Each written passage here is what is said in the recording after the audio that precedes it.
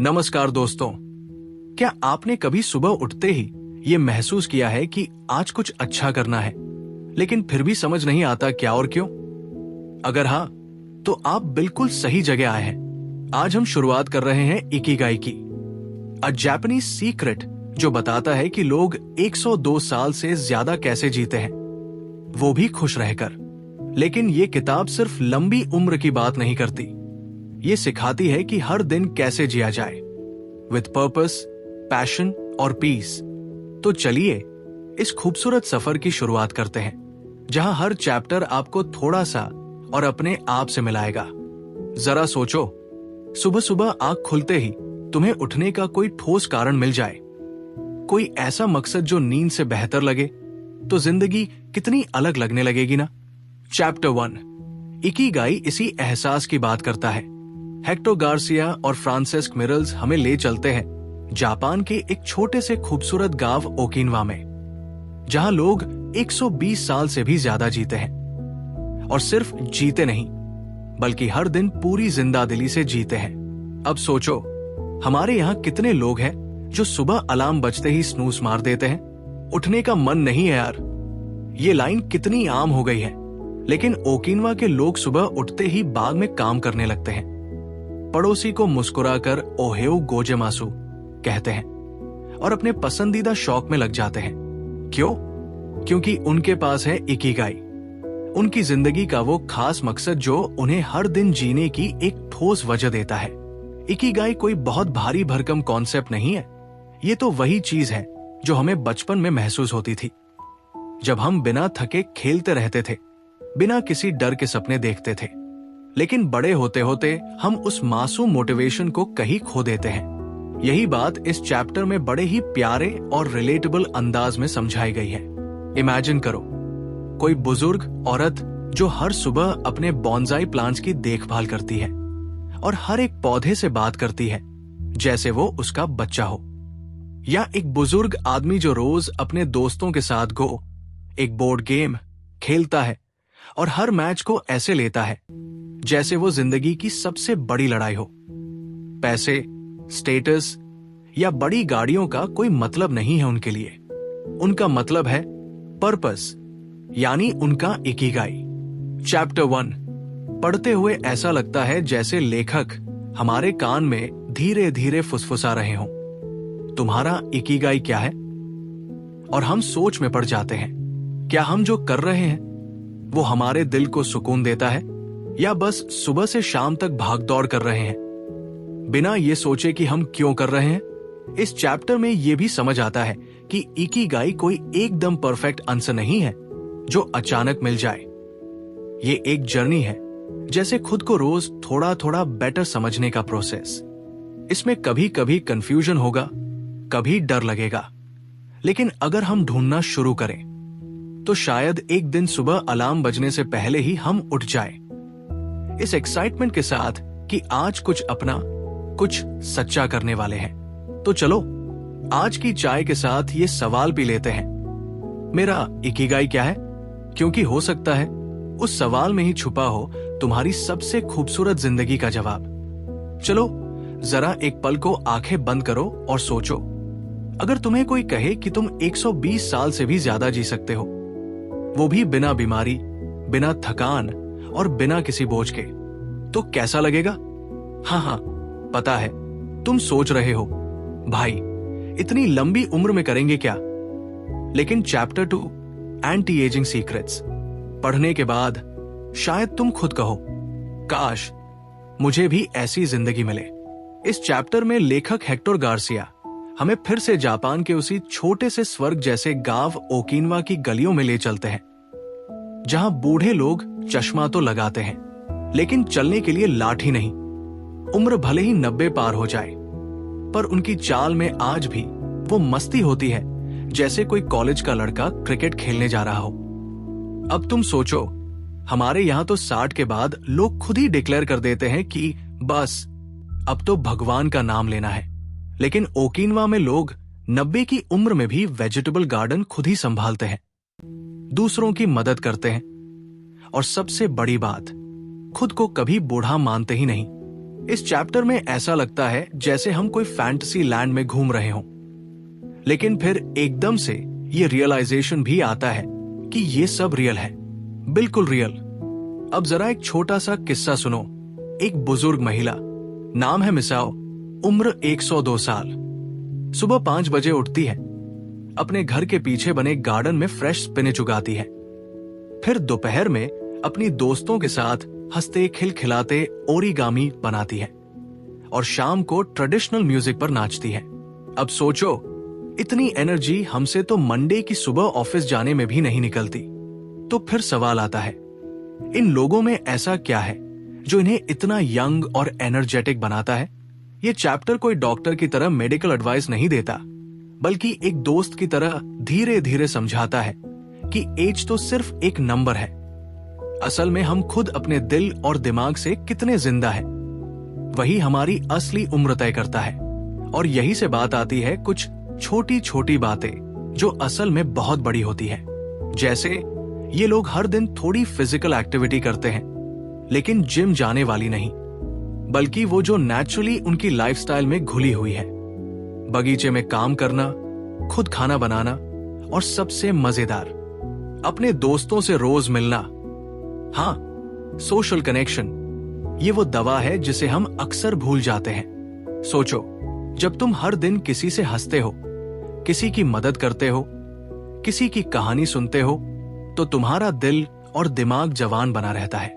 यही ओकिनवा के लोगों का मैजिक है। और खाना, ओह, वो तो जैसे किसी एंशिएंट रेसिपी बुक से निकला ट्रेजर है। न ज्यादा तला हुआ, न भारी भरकम, बस सिंपल, ताजा और नेचर के पास का खाना।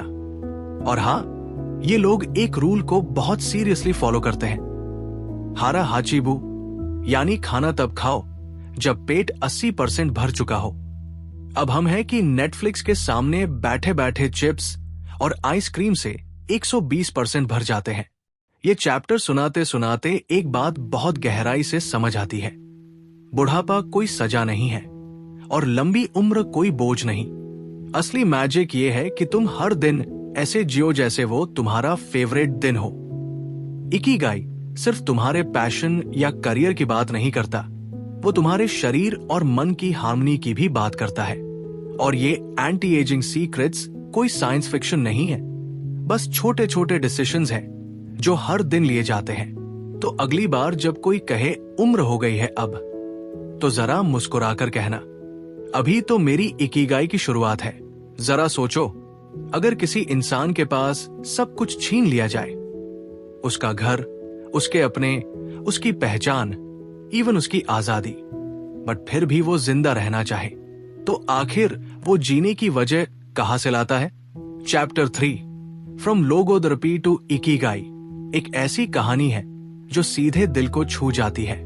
ये कोई सिर्फ साइकोलॉजी की बात नहीं है, ये उस इंसानी ताकत की बात है जो सबसे अंधेरे वक्त में भी हमें जीने की वजह देती है।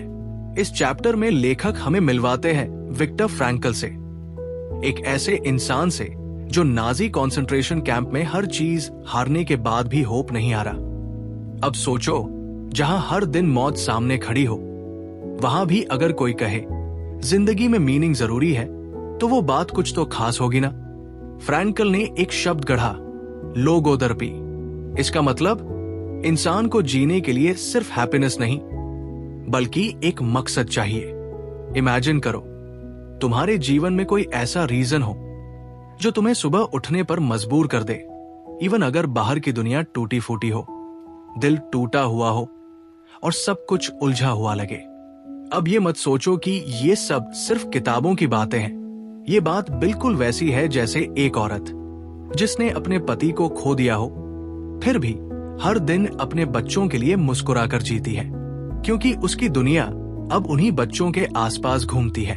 या एक बुजुर्ग आदमी जिसकी जिंदगी में कोई एक्साइटमेंट नहीं बची, लेकिन फिर भी हर शाम वो बगीचे में जाकर बर्ड्स को दाना डालता है, because somewhere that little act gives his life meaning. Frankl की फिलॉसफी कहती है कि दर्द, तकलीफ और अकेलापन ये सब जिंदगी का हिस्सा है, पर अगर तुम्हारे पास एक वाय है तो तुम किसी भी हाव को झेल सकते हो।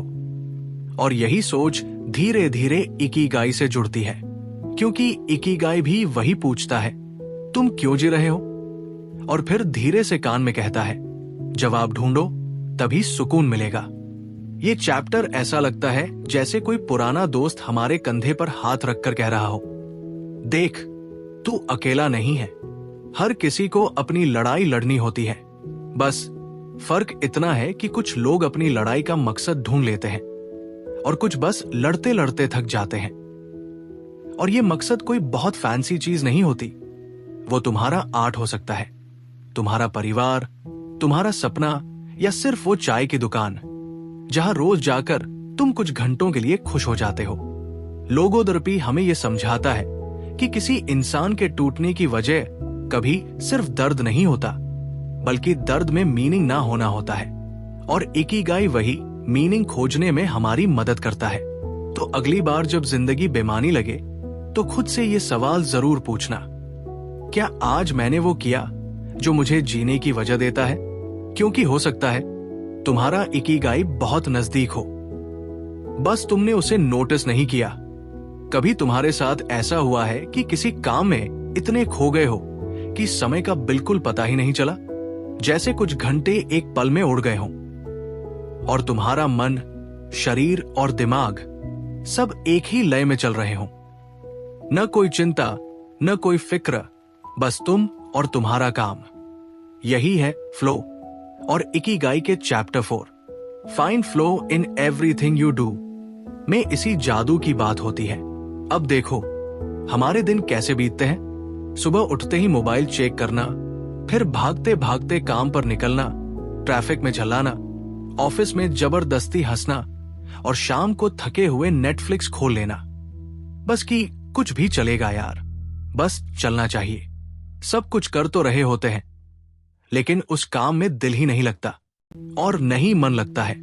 लेकिन सोचो, अगर वही काम जिसमें तुम फंसे हो अचानक तुम्हारा फ्लो बन जाए तो? जैसे मान लो तुम एक डिजाइनर हो और अचानक एक नया प्रोजेक्ट इतना पसंद आ जाए कि तुम खुद को भूल जाओ, खाना पीना सब साइड में हो जाए और बस तुम और तुम्हारा क्रिएशन रह जाए। या फिर तुम एक टीचर हो और जब तुम बच्चों को पढ़ाते हो तो हर सवाल, हर जवाब में तुम्हें एक अलग एनर्जी महसूस होती है। वो फील तुम्हारा फ्लो है। इस चैप्टर में यही बताया गया है कि फ्लो कोई लक्ष्योरी नहीं, ये हमारी सोल की जरूरत है। जब इंसान अपने काम में डूब जाता है ना, तो वो सबसे ज्यादा अलाइव महसूस करता है। और यही वो मोमेंट होते हैं जो हमें थकाते नहीं, बल्कि रिचार्ज करते हैं। एक बार एक बुजुर्ग से पूछा गया, आपकी उम्र 95 साल है, पर आप आज भी रोज कैलीग्राफी क्यों करते हैं? उन्होंने मुस्कुराकर कहा, जब मैं ब्रश उठाता हूं तो मैं 95 का नहीं, बल्कि फिर से 25 का हो जाता हूं। फ्लो में हम अपनी आइडेंटिटी तक भूल जाते हैं। न कंपैरिजन, न ईगो, न रिवॉर्ड की चिंता। और मजे की बात यह है कि ये फीलिंग हमें बाहर से नहीं, खुद के अंदर से मिलती है। न इसमें पैसे की जरूरत होती है, न फॉलोअर्स की। बस जरूरत होती है उस काम की जिससे हमारा दिल सच्चा कनेक्शन रखता हो। इस चैप्टर में लेखक बताते हैं कि फ्लो कोई एक बार मिलने वाली चीज नहीं है। ये तो हर दिन, हर पल में ढूंढी जा सकती है। तुम खाना बनाओ, गिटार बजाओ, कोडिंग करो या अपनी दादी की कहानियां सुनो, अगर तुम्हारा मन वहां पूरी तरह मौजूद है तो तुम फ्लो में हो। फ्लो का सबसे प्यारा हिस्सा यह है कि जब तुम उसमें हो तो तुम कर रहे हो नहीं, बल्कि हो ही वो बन जाते हो। जैसे राइटर अपनी स्टोरी बन जाता है, डांसर अपनी रिदम और म्यूजिशियन अपनी धुन। तो अगली बार जब जिंदगी बहुत नौजी लगे तो जरा खुद से पूछना, मेरा वो काम क्या है जिसमें मैं खुद को खो देता हूं और दोबारा खुद को पा लेता हूं? क्योंकि वही कहीं छुपा है तुम्हारा फ्लो, और शायद वही तुम्हारे इकिगाई की पहली झलक हो। अब जरा सोचो, एक ऐसा गांव जहां 90 की उम्र वाले लोग सुबह खेतों में काम करते हैं, दोपहर को अपने दोस्तों संग हंसते खिलखिलाते चाय पीते हैं और शाम को लोकगीत गाते हुए नाचते भी हैं। सुनकर लगता है जैसे कोई फिल्मी कहानी हो, है ना? लेकिन चैप्टर 5 मास्टर्स ऑफ लॉन्जेविटी हमें ऐसे ही असली किरदारों से मिलवाता है जिनकी उम्र 100 के पार है, पर दिल अभी 20 का लगता है।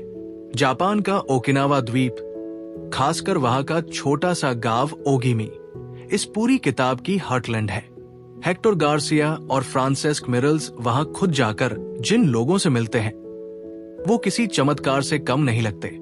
अब सोचो, एक दादी जो 103 साल की है, फिर भी हर सुबह अपनी गार्डन की सफाई करती है बिना किसी की मदद के। उनके चेहरे पर ना कोई शिकन, ना थकान, बस एक मीठी सी मुस्कान, जैसे कह रही हो जिंदगी अभी भी बहुत कुछ सिखा रही है। इस चैप्टर को पढ़ते पढ़ते ऐसा लगता है जैसे हम खुद इन बुजुर्गों के घर जाकर बैठ गए हों। कोई अपनी ओल्ड डायरी दिखा रहा है जिसमें उसने हर दिन की ग्रेटफुलनेस लिखी है, कोई अपनी माँ की सीखी गई रेसिपी सुना रहा है, तो कोई अपने हाथों से बुने हुए कपड़े दिखा रहा है जो उसने 70 साल पहले बनाए थे। लेकिन मजेदार बात यह है कि इन सबका कोई रिटायरमेंट प्लान नहीं है। जी हाँ, ये लोग कभी रिटायर हुए ही नहीं, क्योंकि उनके लिए काम सिर्फ पैसा कमाने का जरिया नहीं बल्कि जीने की वजह है। वो कहते हैं, जब तक हाथ पैर चलते हैं, दिल धड़कता है, तब तक कुछ करते रहो। अब बताओ, क्या तुम्हारे आसपास भी कोई ऐसा इंसान है जो 110 की उम्र में कहे, अभी तो मुझे कुछ नया सीखना है? एक और बात जो बहुत दिल को छूती है वो ये है कि इन लोगों की जिंदगी में अकेलापन नहीं है।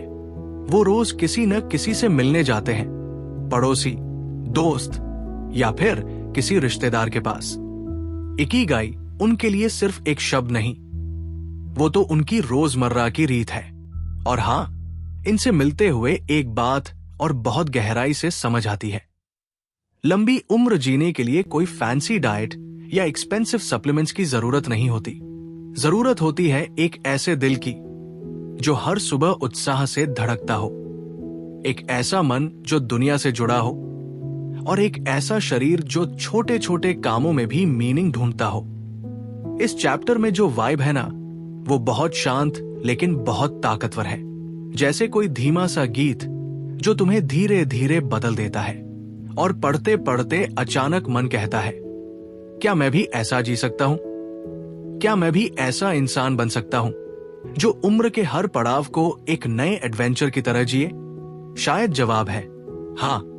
अगर हम भी इकिगाई को पकड़ लें तो हम सिर्फ लंबी जिंदगी नहीं, बेहतर जिंदगी जी सकते हैं। जरा आंख बंद करके सोचो, तुम किसी ऐसे गांव में खड़े हो जहां हर इंसान की उम्र 90 या 110 पार है, लेकिन उनकी चाल में लचक है, चेहरों पर चमक है और बातों में वो गहराई है जो तुम्हें जिंदगी के असली मतलब तक पहुंचा दे।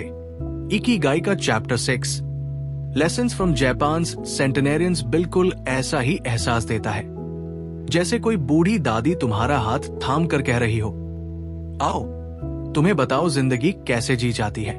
लेखक हेक्टर गार्सिया और फ्रांसेस्क मिरल्स जब ओकिनावा के ओगिमी गांव के सेंटेनेरियन से मिले तो उन्हें ऐसा लगा जैसे समय थम गया हो। इन बुजुर्गों के पास कोई लग्जरी लाइफस्टाइल नहीं, कोई जिम मेंबरशिप नहीं, फैंसी फूड भी नहीं, फिर भी ये लोग इतने फिट, इतने खुश, इतने जिंदा क्यों हैं?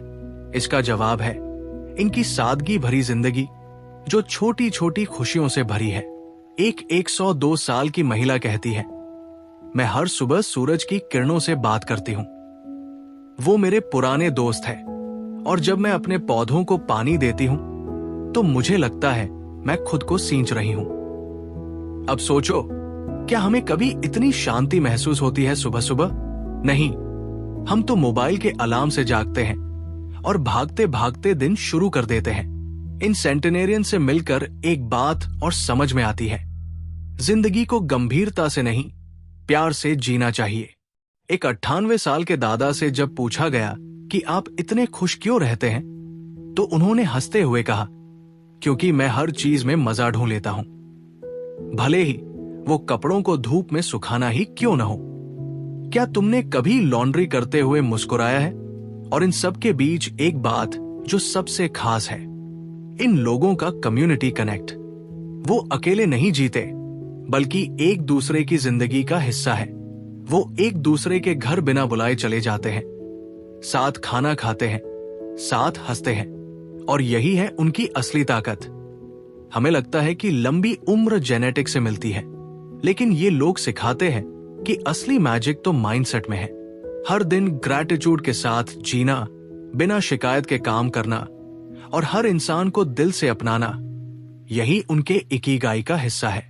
ये चैप्टर ऐसा लगता है जैसे कोई कहानी नहीं, बल्कि एक जिंदा लेसन है। ऐसा लेसन जो कहता है, तुम्हें लंबा जीना है तो पहले गहराई से जीना सीखो। अब खुद से पूछो, क्या हम भी कुछ सीख सकते हैं इन सेंटेनेरियन से? शायद हाँ, और अगर दिल से सीखा तो शायद हमारी जिंदगी भी उन्हीं की तरह लंबी और प्यारी बन जाए। जरा एक पल के लिए अपनी थाली की तरफ देखो, उसमें क्या है? शायद ज्यादा नमक, थोड़ा एक्स्ट्रा ऑयल, या फिर वो कंफर्ट फूड जो टेस्ट में तो कमाल का होता है, बट बाद में शरीर हैवी और माइंड डल कर देता है। अब सोचो, अगर तुम्हारी थाली तुम्हारी जिंदगी को हल्का, लंबा और खुशहाल बना दे तो? यही कहानी है चैप्टर 7, द इकिगाई डाइट की। और भाई, ये चैप्टर किसी बोरिंग डाइट प्लान की तरह नहीं, बल्कि एक प्यारे दादी नानी के किचन जैसी फील देता है, जहां खाना सिर्फ पेट नहीं, आत्मा को भी तृप्त करता है। ओकिनावा के लोग कैसे खाते हैं? इसका जवाब है थोड़ा कम, थोड़ा हल्का, लेकिन हर निवाले में ग्रैटिट्यूड भरपूर। इनकी प्लेट्स में वो सब कुछ होता है जो जमीन से आता है। सीजनल सब्जियां, ताजे फल, टोफू, सीवीड, हल्का नमक, और बस उतना ही खाना जितना सच में चाहिए। अब देखो, हम क्या करते हैं? खाने की टेबल पर बैठते हैं तो ये नहीं सोचते कि हम कितना जरूरत के हिसाब से खा रहे हैं, बल्कि ये सोचते हैं और क्या मंगाए। लेकिन ओकिनावा के सेंटेनेरियंस का मंत्र है हारा हाचीबू, यानी पेट को फुल नहीं, 80% भरना। मतलब खाओ थोड़ा कम, जियो थोड़ा ज्यादा। एक बार एक 99 साल के बुजुर्ग ने कहा, जब मैं खाना खाता हूं तो मैं अपने एंसेस्टर्स को धन्यवाद कहता हूं, खेतों को धन्यवाद कहता हूं, और खुद के शरीर को भी। खाना मेरे लिए फ्यूल है और मैं उसमें पॉइजन नहीं डाल सकता। अब सोचो, क्या हम भी हर निवाले को इतनी इज्जत से खाते हैं? इस चैप्टर को पढ़ते हुए ऐसा लगता है जैसे कोई तुम्हारा हाथ पकड़कर धीरे से कह रहा हो, तू अपने शरीर को मंदिर समझ, जंग मत चढ़ा, वरना अंदर से तू खुद टूट जाएगा। लेकिन सबसे खूबसूरत बात यह है कि इकिगाई डाइट कोई हार्डकोर रूल बुक नहीं है। ये सिखाती है बैलेंस, कि कैसे हम हर बाइट में लाइफ ला सकते हैं। वहां के लोग तेज भूख से नहीं खाते, बल्कि धीरे धीरे शांति से हर स्वाद को जीते हुए खाते हैं। एक एल्डरली महिला कहती है, जब मैं खाना बनाती हूं तो मेरे हाथों में मेरी माँ की रेसिपीज होती है, मेरी दादी की छाया होती है, और हर इंग्रेडिएंट में एक ब्लेसिंग होती है। क्या हमें भी अपने खाने से इतना प्यार है? इकिगाई डाइट दरअसल हमें ये याद दिलाती है कि हमारा शरीर कोई डस्टबिन नहीं है जहां हम हर इमोशन में कुछ भी फेंक दें। ये शरीर हमारा साथी है, हमारा व्हीकल है इस जिंदगी के सफर का। तो अगली बार जब तुम खाने बैठो तो बस एक बार खुद से पूछना, ये जो मैं खा रहा हूं, क्या ये मेरे इकिगाई को जिंदा रखेगा या धीरे धीरे उसे मार डालेगा? इस चैप्टर को पढ़ने के बाद मन करता है कि किचन में जाएं, खुद के लिए कुछ हल्का, सादा और दिल से बना खाना पकाएं, क्योंकि अब समझ आता है सही खाना सिर्फ उम्र नहीं बढ़ाता, जिंदगी को गहराई भी देता है। कभी गौर किया है, जब कोई छोटा बच्चा चलता है तो उसमें एक रिदम होती है, एक नेचुरल एनर्जी, एक फ्लो जो बस चलते रहने में ही खुश हो जाता है। अब जरा उल्टा सोचो, हम बड़े होते जाते हैं और बैठने के बहाने बढ़ते जाते हैं। आराम का मतलब बन जाता है काउच, मोबाइल और नेटफ्लिक्स। लेकिन ओकिनावा के बुजुर्गों के लिए आराम का मतलब होता है हल्का चलना, बागवानी करना, धीरे धीरे कपड़े तय करना, और हर हरकत में एक ग्रेसफुल मूवमेंट रखना। Chapter 8 gentle movements longer life बिल्कुल इसी दुनिया में ले जाता है, जहां फिट रहने के लिए जिम जाना जरूरी नहीं होता, सिर्फ रोज थोड़ा हिलना डुलना ही काफी होता है। अब जरा सोचो, एक 97 साल के दादा है, जो हर सुबह अपने बॉन्साई प्लांट को छूते हैं, मिट्टी से बात करते हैं और फिर घर के बाहर थोड़ी दूर टहलने निकल जाते हैं। कोई स्मार्ट वॉच नहीं, कोई स्टेप्स काउंटर नहीं, बस खुद से जुड़ने का एक बहाना, जेंटल मूवमेंट्स। लेखक बताते हैं कि ओकिनावा के लोग दिन भर में कभी एक जगह टिकते नहीं। उनके लिए मूवमेंट कोई एक्सरसाइज रूटीन नहीं, बल्कि उनकी जिंदगी का हिस्सा है, जैसे सांस लेना। वो कुर्सियों पर नहीं बैठते, जमीन पर बैठते हैं और हर बार उठने झुकने में उनके जॉइंट्स साइलेंटली सेलिब्रेट करते हैं। Thank you for not ignoring us. तुम्हें जानकर हैरानी होगी कि ये लोग योगा की तरह रेडियो तैसो करते हैं, एक हल्की फुल्की स्ट्रेचिंग रूटीन जो वो बचपन से करते आ रहे हैं। इमेजिन करो, एक पूरा गांव सुबह रेडियो पर म्यूजिक बजने के साथ एक साथ हाथ उठाता है, झुकता है, हंसता है और फिर दिन की शुरुआत करता है। किसी डांस पार्टी से कम वाइब नहीं होती उस मोमेंट की। अब खुद से पूछो, क्या हमने खुद को मूवमेंट से डिस्कनेक्ट कर लिया है? क्या हमने अपने जॉइंट्स को सिर्फ फर्नीचर पकड़ने तक सीमित कर दिया है? ये चैप्टर तुम्हें गिल्ट ट्रैप में नहीं डालता, बल्कि बहुत प्यार से कहता है, तू भारी भरकम वर्कआउट मत कर, बस थोड़ा चल, थोड़ा हिल, थोड़ा जी। और सच कहूं, जब तुम इस फिलॉसफी को समझ जाते हो तो मूवमेंट भी मेडिटेशन बन जाता है। एक बुजुर्ग महिला कहती है, जब मैं झाड़ू लगाती हूं तो मैं अपने मन की गंदगी भी साफ करती हूं। अब बताओ, इतनी गहराई के साथ अगर हम अपनी रोजमर्रा की हरकतों को देखें तो क्या हमें खुद से प्यार नहीं हो जाएगा? इस चैप्टर को पढ़ने के बाद लगता है, शरीर कोई मशीन नहीं, वो एक प्यारा साथी है जिसे बस प्यार से धीरे धीरे चलाते रहो और वो तुम्हें सालों तक थामे रखेगा। तो अगली बार जब तुम सीढ़ियां चढ़ो या जमीन से कुछ उठाओ, जरा मुस्कुराना मत भूलना, क्योंकि यही छोटी छोटी हरकतें हैं जो तुम्हारी लंबी और खुशहाल जिंदगी का फाउंडेशन बनाती है। जरा सोचो, तुम्हारा सबसे प्यारा सेरेमिक कप एक दिन हाथ से गिरकर टूट जाए, उसके टुकड़े जमीन पर बिखर जाए, अब तुम क्या करोगे? फेंक दोगे ना? लेकिन जापानी संस्कृति कुछ और ही सिखाती है। वो कहती है, टूटे हुए को मत छुपाओ, उसे सोने से जोड़ो और फिर गर्व से दिखाओ। इस सोच को कहते हैं वाबिसबी और चैप्टर 9 रेजिलियंस एंड वाबिसबी इसी जादू से भरा हुआ है। जब हम रेजिलियंस की बात करते हैं तो अक्सर लगता है कि ये कुछ टफ लोगों की सुपर पावर होती है, जैसे कोई आयरन मैन हो जिसे कुछ भी तोड़ नहीं सकता। लेकिन ओकिनावा के लोगों को देखकर समझ आता है कि असली स्ट्रेंथ तो उसी में होती है जो टूटा हो फिर भी मुस्कुरा रहा हो। वाबिसबी हमें सिखाता है कि हर चीज में सुंदरता है, चाहे वो पुराना फटा तकिया हो या दिल में छुपा कोई अधूरा ख्वाब। और रेजिलियंस कहता है कि उस अधूरेपन में भी जीना है, बढ़ना है और आगे बढ़ते रहना है। इस चैप्टर में लेखक बताते हैं कि कैसे जापान में लोगों ने भूकंप, सुनामी और जिंदगी के बड़े बड़े झटके झेले हैं, फिर भी उनका स्माइल इंटैक्ट रहता है। क्यों? क्योंकि उन्होंने सीखा है कि जिंदगी परफेक्ट नहीं होती, लेकिन उसका हर पल कीमती होता है। एक एल्डरली आदमी की कहानी है जिसने अपना घर एक तूफान में खो दिया था। जब लोग दुखी होकर उसके पास पहुंचे तो उसने बस इतना कहा, मेरा घर चला गया, लेकिन मेरे हाथ और दिल अभी भी मेरे पास है, मैं फिर से बना लूंगा, और इस बार ज्यादा प्यार से। अब सोचो, क्या हम भी ऐसा सोच सकते हैं जब हमारी जिंदगी कुछ तोड़ दे? वाबिसबी का चार्म यही है। वो कहता है कि तुम्हारा दर्द भी सुंदर हो सकता है अगर तुम उसे अपनाओ। तुम्हारा टूटा हुआ दिल भी गोल्ड से जड़ा हो सकता है अगर तुम उसे छुपाने के बजाय उसे डिस्प्ले करना सीखो। इस फिलॉसफी को समझना आसान नहीं, लेकिन एक बार समझ में आ जाए तो छोटी छोटी परेशानियां भी हल्की लगने लगती है। रेजिलियंस कोई लाउड सक्सेस स्टोरी नहीं है, वो तो वो रातें हैं जब तुम रोते हो और अगली सुबह फिर भी उठते हो। वो दिन है जब तुम हार मानने वाले होते हो, लेकिन फिर भी किसी पुराने गाने की तरह खुद को गुनगुनाते हो। इस चैप्टर को पढ़ते पढ़ते ऐसा लगता है जैसे कोई बुजुर्ग हाथ पकड़कर कह रहा हो, बेटा, टूटना बुरा नहीं, टूटकर फिर जुड़ना ही तो असली कला है।